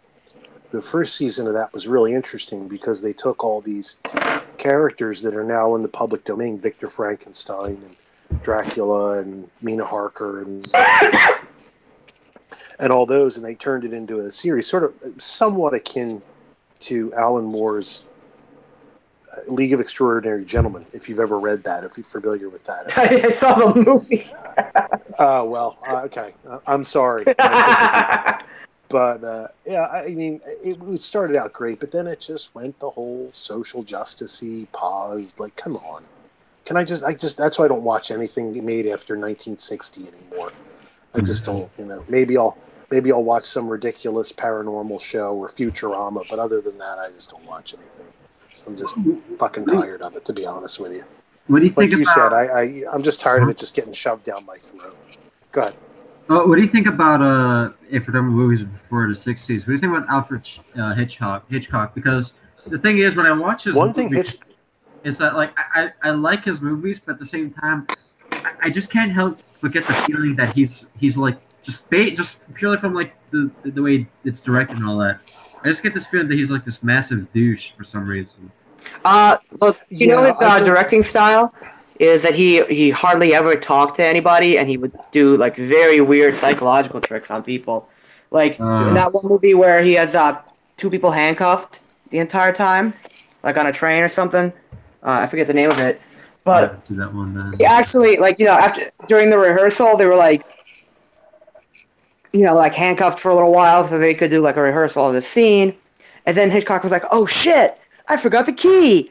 Oh, let me leave. I'm gonna go find it, right?" And then he ended up locking them together for like 7 hours. But that's how he actually ended up getting them to act. Like two people like are really uncomfortable because they've been locked together in handcuffs forever. Because they were really locked together forever. Yeah. In handcuffs. They weren't even acting at that point. If you've ever read like the Robert Greene books, like the 33 Strategies of War, 48 Laws of Power, he goes into a lot about Hitchcock's method. I'll have to look that. I have a copy of that. I started reading it, and then I think I have it on audiobook, and like since my carpool doesn't really like to listen to the Bible, so those are the books we listen to because they're great, and anyone can learn a lot from those books. I remember once I was listening to an interview. I mean, it was Hitchcock, and he was like at this panel, and someone asked him like about Psycho, and he said like some people have suggested that so in the house in Psycho, it's like you see like the 3 floors, and it's like people have suggested that the 3 floors represent the stairs represent like the path to the 3 floors, or in this case like the 3 levels of the human psyche or something weird like that. And it's like, was there any like metaphorical intent, like why you often there's a lot of shots on the stairs. Is there any reason, like is this meant to symbolize some sort of psychological transition or something? And he's just like, and he's like, well, stairs are awfully useful for. They're awfully useful for climbing up to the next floor. Next question, please. And he refused to answer certain questions. Like he would just say like, "That's a stupid question." I'm like, "Come on, dude, give him a chance." Even though I agree, it was a stupid question. Like, dude, just try to be a little nicer, dude. You know? Oh, whatever. Yeah. He was always like that, though. Like that's just how he got stuff done. Yeah. One thing he said that I've always held on to, and I do think it's great, and I try and keep it when I write screenplays. It's basically you should be able to shut the sound off to a movie, and the audience should still be able to understand what's going on. Mm-hmm. And that's basically telling the director and the screenwriter to focus on action, keep things moving. When I say action, I don't mean Michael Bay. You mean like progression? I mean, just don't. Things are happening. Excuse me? Yeah, things are happening. Conflict. There's motion, momentum. And Did I I've ever always tell you? tried to keep that. You know. I watched. Made my friends watch Stalker. I need to see that. Please don't spoil it. While we were on LSD. No. But since I didn't have a DVD, I had to watch it on YouTube, and the YouTube version didn't have subtitles, so I had to translate the movie as we were watching it. Oh my gosh! Oh man! I had to give them the interpretation. I think I did a good job because they watched it later with subtitles, and they're like, "Yeah, you did a good job." One of my favorite things. But that movie makes sense of it without subtitles. Yeah, like it was just like basic like explanations of like what these guys are talking about. Mm-hmm. Yeah, and that's how it really should be done. Every shot that when Tarkovsky made a shot, he was like he wanted every shot to be like a picture, like a painting on its own. Right. A great movie that I feel like everyone who's in these sort of circles has probably seen already, but it's this Russian movie called The Island. Great, awesome movie. Totally recommend it. Oh yeah. People. I still haven't seen it, but it's nice. It's just about a bunch of monks. It's great. Have you seen The Monk and the Demon? Another Russian movie. I have. No, that sounds interesting. Oh, to tell you about it. It's like a monk shows up at a monastery while on fire, and just like he's like running through the rain, and he's already on fire by the time the movie starts, and he just like shows up and he's burning, and like all the other monks show up, and the abbot like they call the abbot, and the abbot's like, "What are you doing?" He's like, "Burning." Like, why? On account of my sins. And it's like, and they just really want to get rid of this guy, so they start giving him like all these like obnoxious tasks that like they don't want to do. Like here's a dirty well, we can't use it. It's full of like dirt. You got to clear it out. Mm-hmm. And then he does. Like he just like splits off into like 7 different people, and they all like form a line. And it's like, how the hell are you able to do this? Do the laundry for a whole monastery, and the laundry does itself, and he's just like fucking around. It's like they go fishing and they catch like a giant mutant fish, and it's like what? Like why is this guy? There's something weird about this guy, Like he's clearly demon possessed. So they like send him off into the wilderness, and then that's like the narrative switches where you actually get to meet the demon and how he's tormenting the guy, and he's always tempting him, like tying him to a tree, like, okay, swear loyalty to me. Oh, I have to see this. This sounds really good. It's a great movie, but the one I watched had really awful subtitles, really bad. They didn't match up. A lot of like they were really lazy. So I would really suggest looking for like a legitimate copy of that movie. I'll see if I can find it somewhere. Yeah, it's called The Monk and the Demon. It came out like 2011, 2012, 2013. It was fairly recent. Yeah, it's very recent. All right, just quickly what I wanted to mention about Hickok. Oh, here we go. I already found it. 6.8 out of 10. Please, come on. Anti-Russian. Right. It's of interest. If anyone's interested in Orthodoxy, because there's really great like the abbot and the bishop and the king. Like the Tsar shows up in the movie at one point to talk to the monk. Yeah, it's a great movie. It has a historical character. I'll definitely check it out. Real quick before I forget. I just want to gush about this just for a second. there's a scene in Psycho, and I felt like the editing slash direction was like absolutely genius when I forgot the name of the character, the woman who steals the money, when she's driving out of town, and that amazing music by I forgot his name. Bernard Herrmann. Herrmann, yeah, Herrmann. Bernard Herrmann. When that music is playing, and the way the camera, what the camera work, it's great. What it does is it's two cuts basically that it keeps alternating between. One is a close up of the woman's face, and the other is just showing like sort of her point of view, looking out the car, and so you look at her, and then it would cut out to the car, and when you look back, the camera's just a bit more zoomed in. And the woman's expression becomes a little bit more concerned or stressed. And when it cuts back to the car, you see, okay, it's getting a little bit darker. And it does that over and over. It gets darker and darker. She gets more and more stressed. And because the camera keeps zooming in, it feels more cramped and claustrophobic. And it just really, really induces that feeling of tension and stress without even, the character really...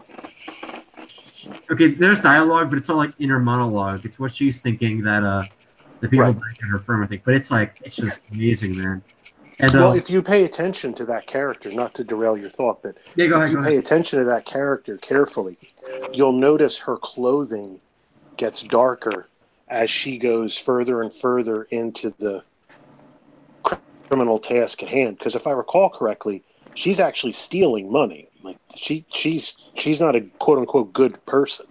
Mm-hmm. Yeah. If I recall correctly, yeah. That's so. If you watch carefully, the girl I saw it with actually, because I shamefully confess I hadn't seen Psycho until I was in my 40s, and the girl that I knew, she's like, "Oh, I just got a Hitchcock collection. Do you want to watch Psycho with me?" And I said, "You know what? I really do, because I've never seen it." And she pointed it out. She's like, "Now watch her clothes." And I said, "Okay." Yeah, they seem to get darker, and she goes, "Yeah, that's intentional." And I said, "Oh, okay, that's cool." Because when I watched it, I didn't actually notice that, but I did notice there is in general there is a sort of like white and black thematics relating to her clothing. Like when she I believe there's a scene where she strips down and to take a shower. And she's wearing like white underwear, and that's supposed to and that's when she feels like guilty about what she's done, and she gets into the bathtub. So that's sort of like I guess baptism imagery or something.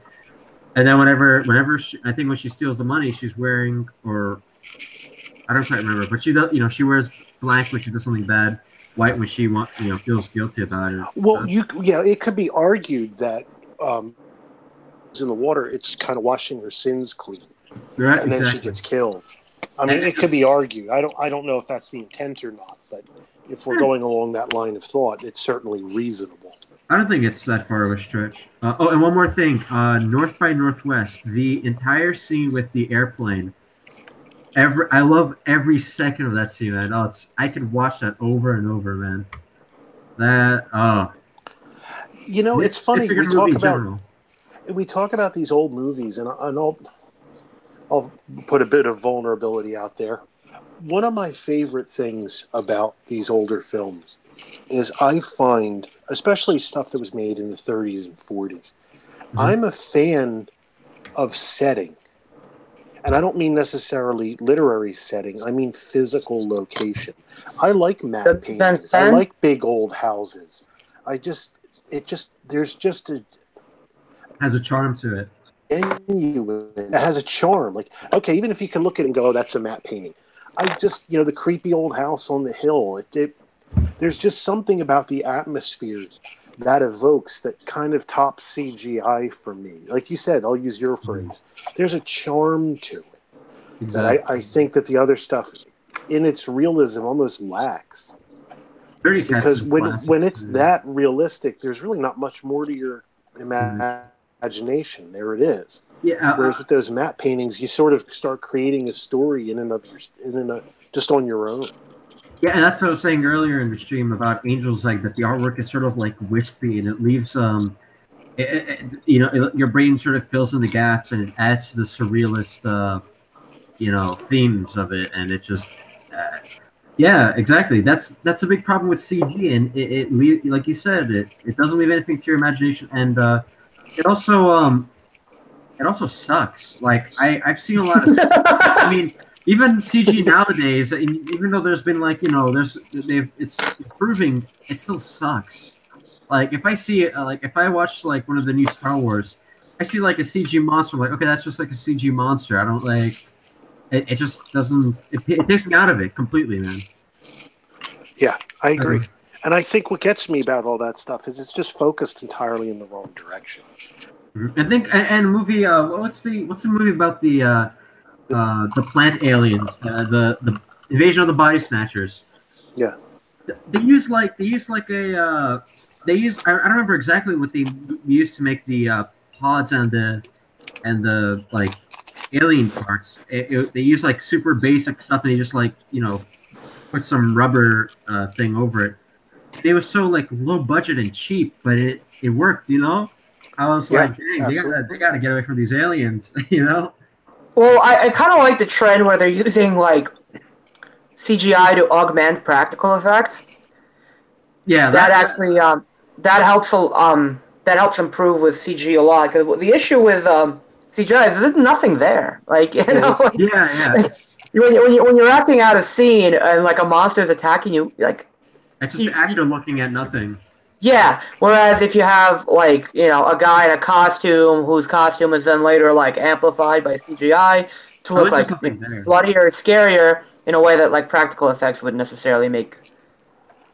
Although I'm generally in favor of practical effects. I mean, I think these days people have gotten very good at making very convincing practical effects, and a lot of it has to do with the direction. Anyway, like you're not supposed to see much of a scary monster. And before I forget one more thing, a movie that came out pretty recently. I doubt it's still in theaters, and I really don't know where you can watch it, but we kind of mentioned it a little bit in the Telegram a few months ago, but a movie that sort of like no one really saw and it was great was Annihilation, and give you an idea what it's about. The premise is basically Stalker. There's like a zone and crazy stuff happens. Yeah, somebody should have told me about that because I swear every time I heard people talk about Annihilation, I thought it was a Marvel movie. No, and it's subtitles that like Thor Annihilation. It's like, oh well. And you could say like, okay, well it's all female cast, but look at it this way: I believe it is an all female cast, but and it's like all the women are like scientists, but and there's like a dyke among the crew, but. Hey, look at the bright side. The dyke's the first person to die, so I will spoiler. I used to have that movie. Like it's like lesbians are always the first to die, and I feel like works for me, man.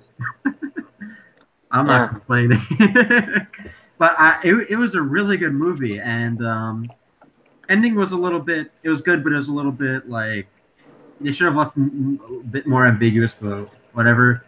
Mm-hmm. Great movie. Definitely check it out.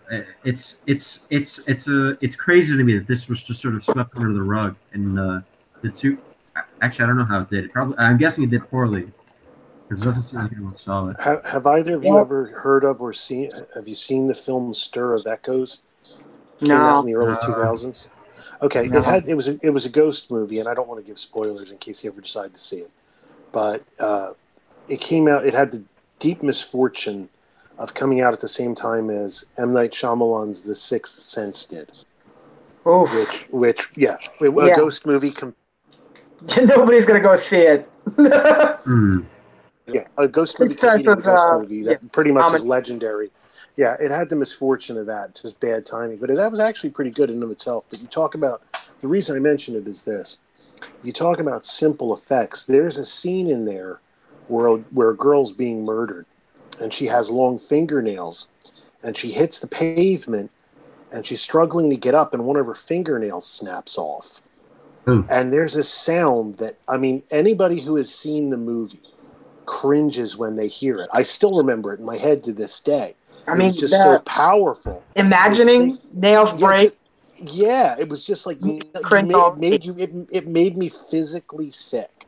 Like I was physically nauseous hearing it and seeing it. Well, then I found out years later, all it was a guy breaking a stick of celery. But it's so powerful. If you watch the movie in the context, and I kind of hate ruining it for it's you. A crunch, because dude. if you see it, it physically made me nauseous. It's like, oh my gosh, I'm going to throw up. That was so horrible. And then the guy's like, it was just a stick of celery.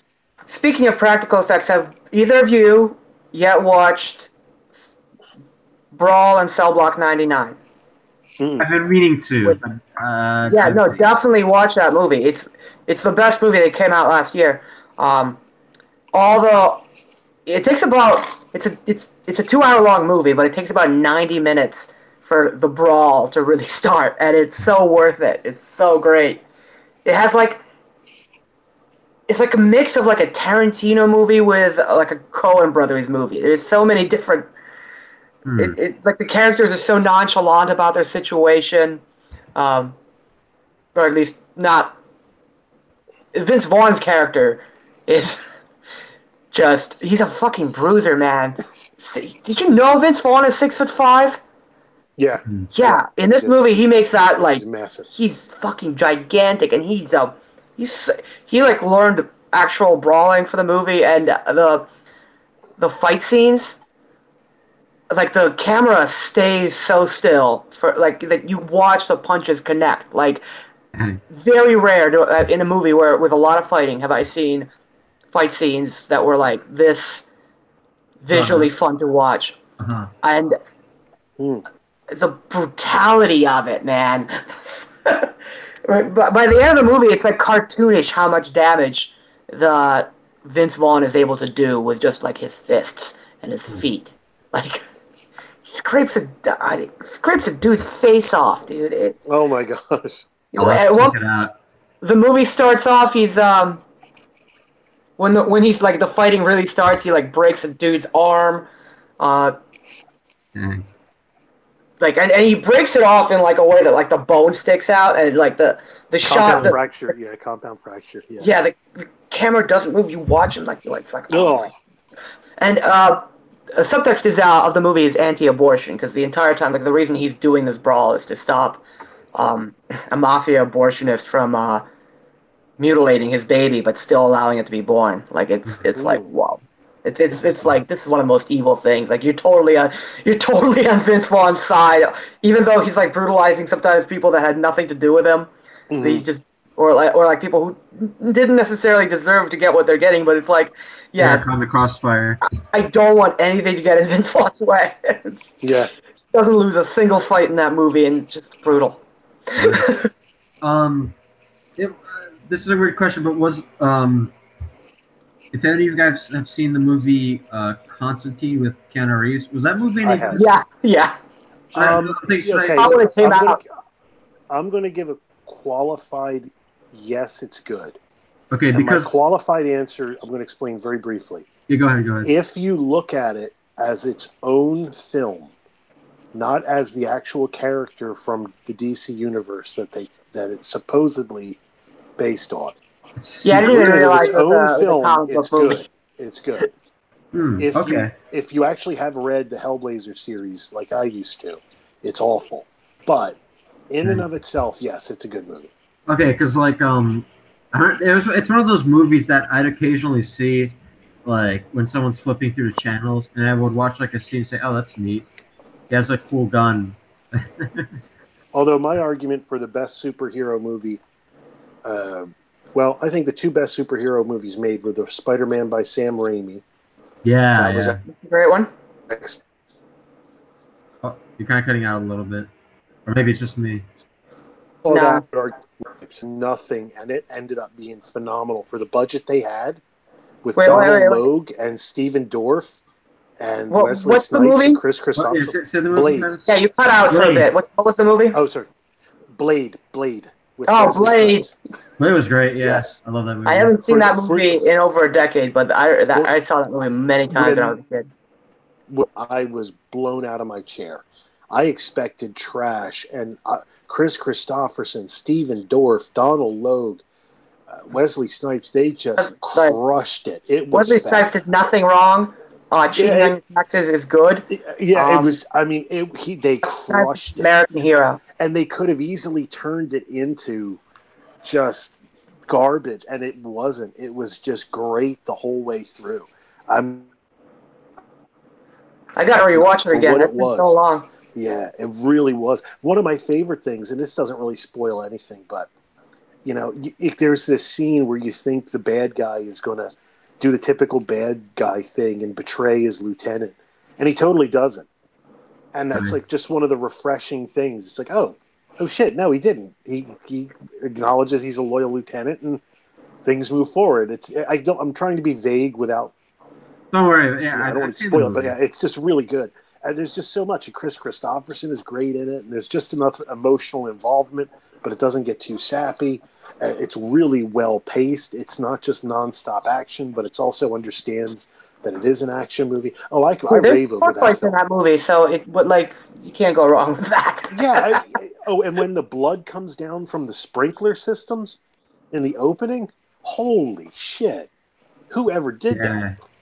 I mean, I remember being with I played tabletop role playing games for years, and I just remember about easily 5 or 6 guys that I knew that ran them all said the same fucking thing. They're like, I wish I thought of that. Why didn't I think of that?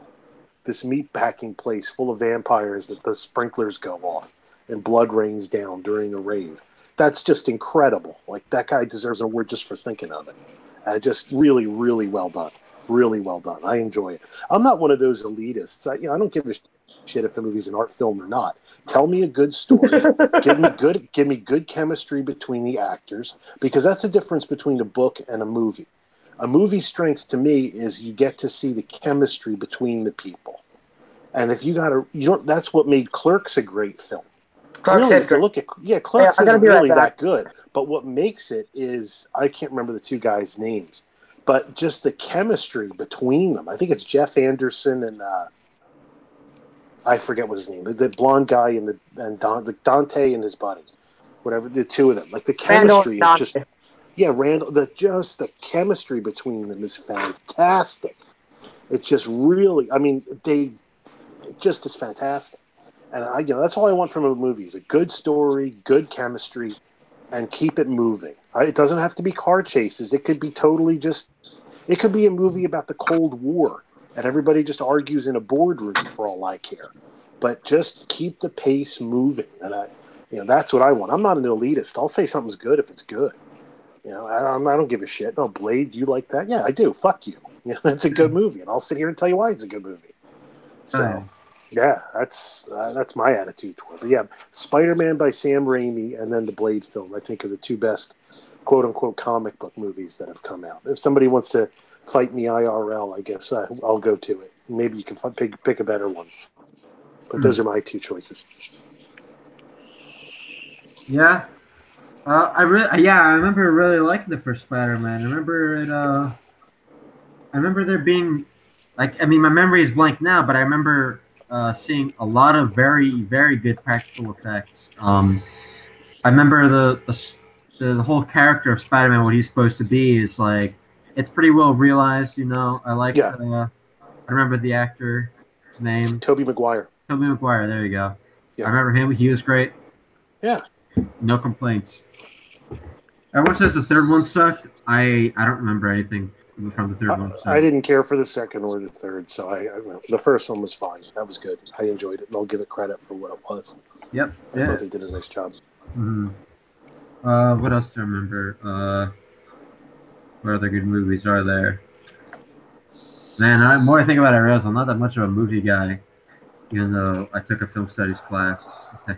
I used to be, because my go-to for dates, when I worked for the federal government, I used to make really good money before I ran my mouth and upset a congressman, and then found myself unemployable.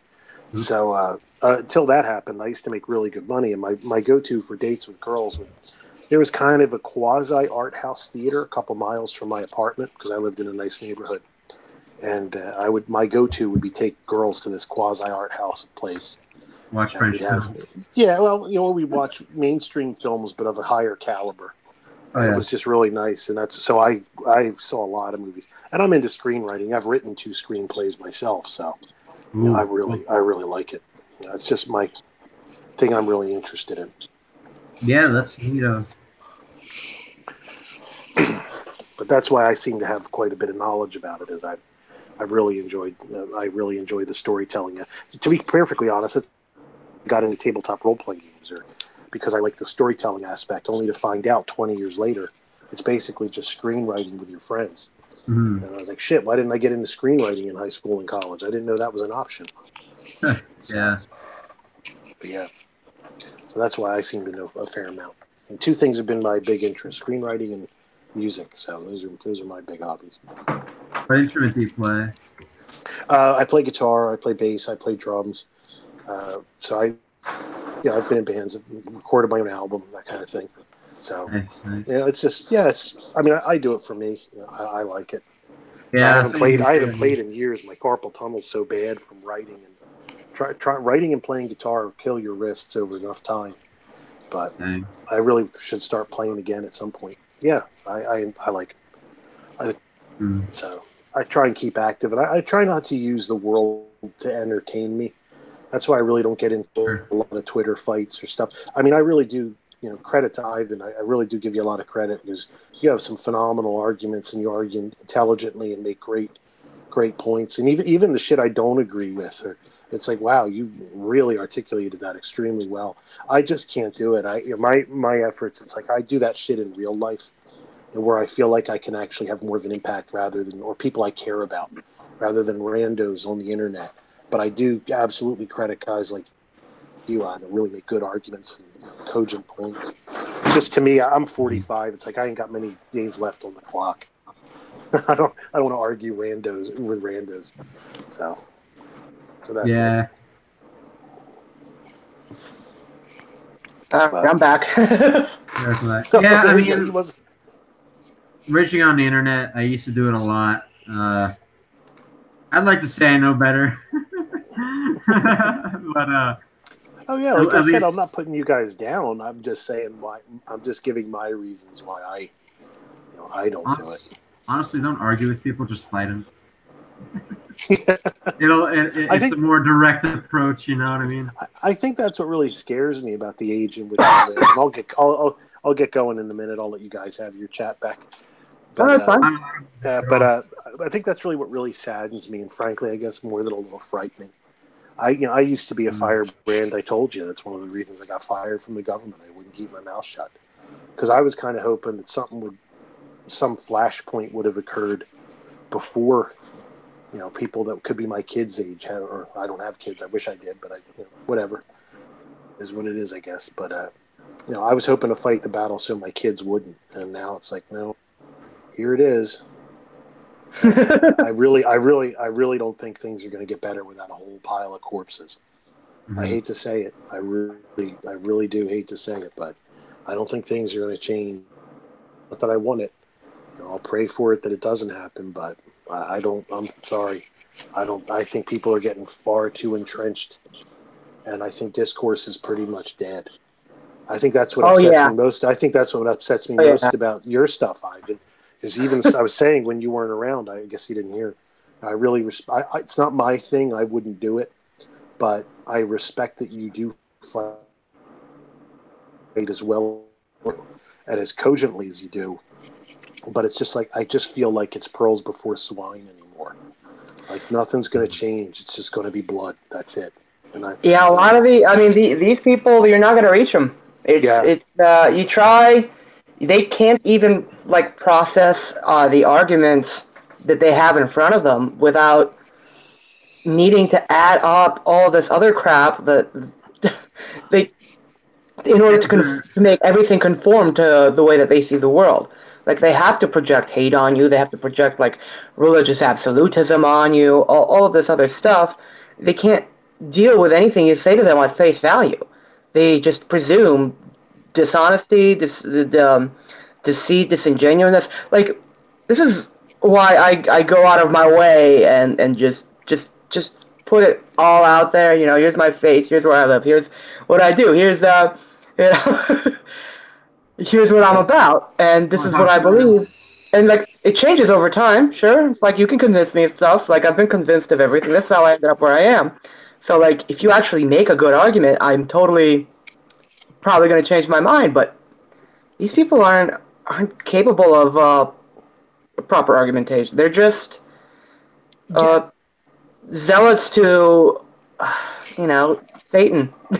Like, well, the irony is they are religious absolutists. They are. They absolutely are. Like, it's just to their. Yeah, they are. It's just all projection. It's almost completely projection. It's the thing. Like, I'm gonna be like completely respect. Like, I used to be like more hard on like Muslims and stuff, but I realized like this is not their fault at all. Like, nothing that they do in like Western countries is their fault. Like, that's a response to something that we're doing. Like, that's a response to our problems and the problems with our leadership, and nothing to do with the problems with them. Like, if anything, they're acting better than we are. Even the terrorists, not especially them. Which, I'm not endorsing terrorism. It's just that they're actually willing to put their skin in the game. Money where their mouth is. Take the risk. Whatever, even if it alienates us. Right. At least they're living by their beliefs, as flawed as they are. Whereas here, we're not living by anything at all, except the fashion of the time and whatever feels good. Yeah. Like, everything else is lost. Just a world religion. Everyone's the religion of the future. Yeah, man. East and West. Oh man, I don't want to hear about it. I mean, I do want to hear about it, but you know what I mean. It's literally just whatever. Yeah. There is a good reason to engage these people, and especially to just to have a protracted war with them, because it really highlights the absurdity of some of their stuff. The nature of the mindset. Like, you could be completely speaking with them with candor. I admit all sorts of shit that I'm not perfect. I'm fuck up of like the worst sort. So it's like, it doesn't change the principle of what I'm saying. Right. Why that's the thing. This principle rather than be autistic about the specifics. Like, maybe I misspoke. Maybe I meant beatings. Maybe I meant canings. Yeah. What's the difference? Flogging, canings. The principle of the argument is the same. Right. For religious conversion, and it's like, no, that's not the point. It's not the point being presented here. It's not part of the larger point that I've made up. You can't even the whole replacing prisons with corporal punishment. They don't realize this is DSA. This is Democratic Socialist of America. This is the policy that they actually support, is the abolition of prisons and cops. And I actually have a platform that's like, okay, well, let's abolish the prisons. We're going to reinstall corporal punishment. It's just going to be a lot quicker.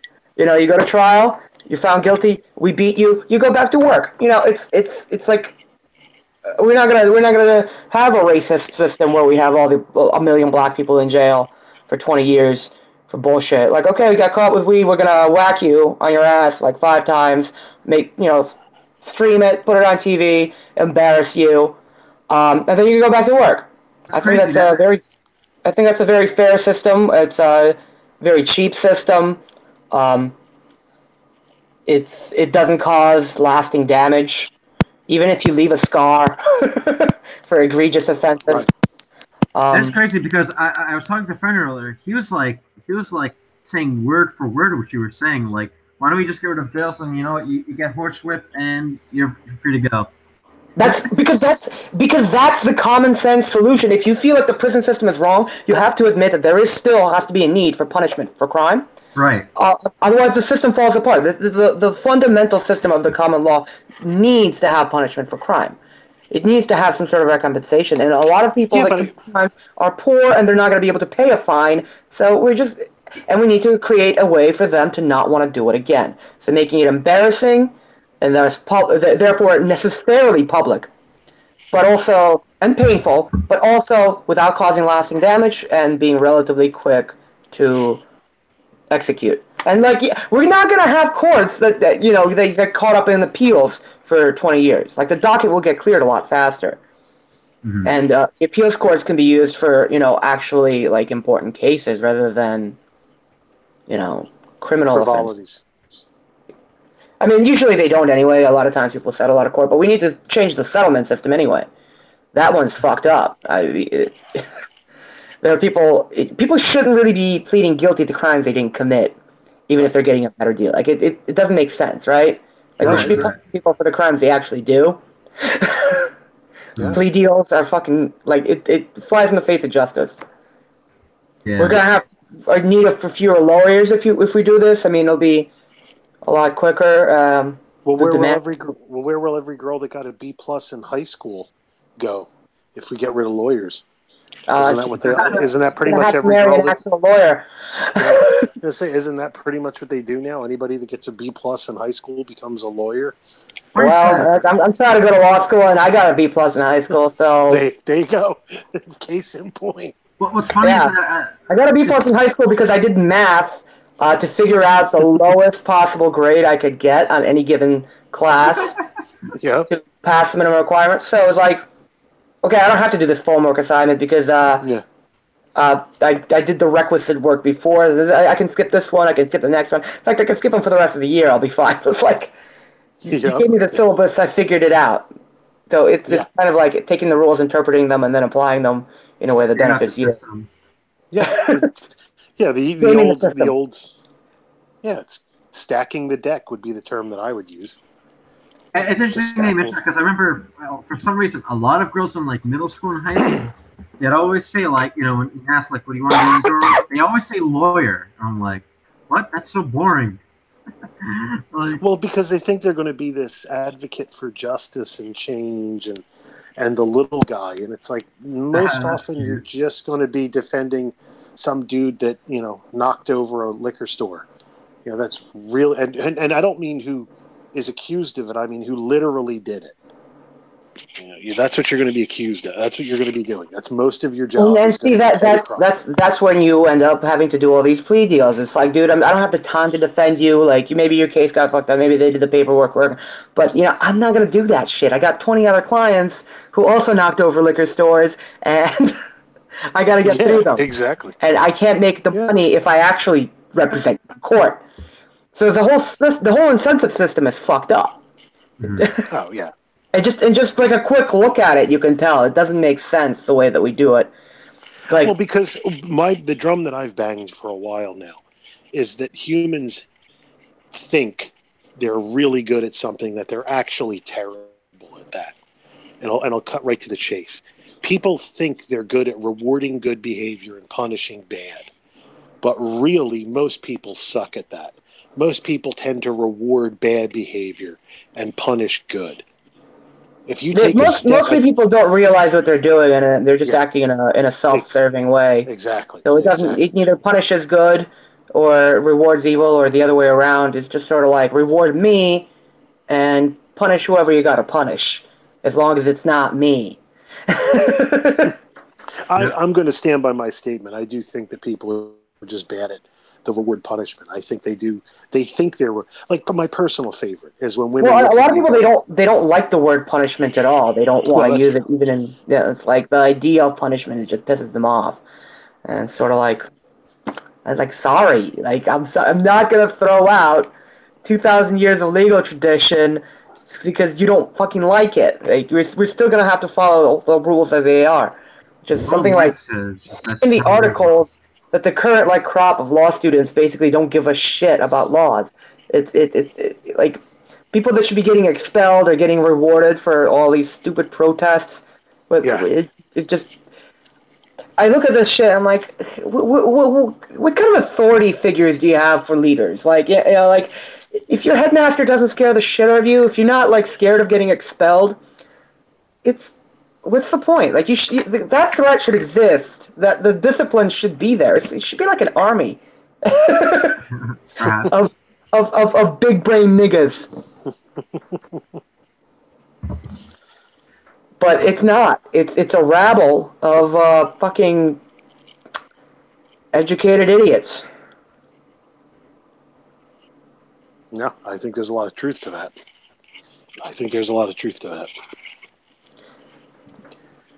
All right, fellas, I'm going to cut you loose. All right, man. It's getting pretty late. Talking to you. Have a good night, everybody. Yep. Hey, man, good night. See you around.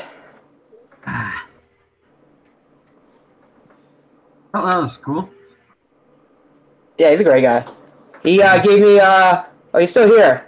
Well, I never got my citizenship exam because I got my citizenship through my mom, and Whiskey here used to administer the test, so he gave it to me. Yeah, it's It's an honor and a privilege. I don't know. Pretty easy test. Yeah, it's getting to like 3 a.m. at this point, so I might as well. It's like, how long we got on here? Oh, it's the same length as the last. It's 2 hours, so yeah, that was a good stream. You have nice content. Yes. And if you wait, Orcbrand volume. And if you're not watching this live, and you're watching it like later, it's recorded. Just here to say that you're epic, bro. And then the person listening just could be like, "Oh, they're talking to me." Yeah, you. That's right, you. Yeah, if you're watching this after this is like off the air, statistically, you probably are. There's only 4 people watching, and they're probably asleep. There's a PayPal link under this. I'm trying to raise about $550 to pay a fee to go to law school. If you could donate, if you like the stream, whatever you have that you want to donate. Just fork it over already. Yeah, just like whatever. just give me $550. All right, that's all I want from you. That's like I'm probably not gonna pay you back, but just whatever, like $5, $10, $1. I'm not gonna make a stream about how you gave me $1. I'm not Stefan Molyneux, so 50 cents, $3.50, a poster. If you want my address, just DM me. I will literally give me my address. So yeah, if you could help out. Hope everybody has a good night. See ya.